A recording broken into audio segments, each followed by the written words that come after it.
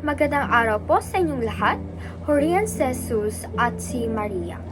Ako po ay si Abigail Elisha B. Roque, 12 taong gulang, nag-aaral sa St. Rita's College of Balingasag.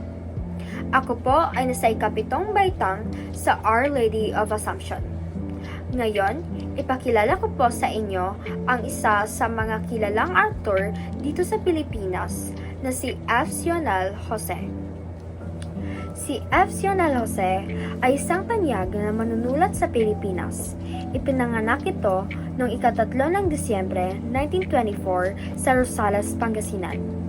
Mahilig siyang magbasa at magsulat simula nung bata pa siya at naging inspirasyon niya ang kanyang mga karanasan sa buhay.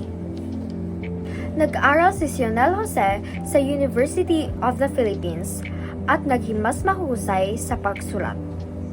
Kilala siya sa kanyang mga akdang tulad ng The Rosales Saga na tumutulakay sa buhay ng mga Pilipino sa ilalim ng kolonyalismo. Ang kanyang mga kwento ay naglalaman ng mga isyu sa lipunan at karapatang pantao. Bukod sa pagiging manunulat, siya rin ay aktivista na lumaban para sa kalayaan at katarungan ng mga Pilipino. Hanggang ngayon, si F. Sional Jose ay nagbibigay ng inspirasyon sa mga kabataan. Ang kanyang buhay at mga akda ay nagpapaalala sa atin na mahalaga ang pagmamahal sa bayan at ang pagtindig para sa ating mga karapatan.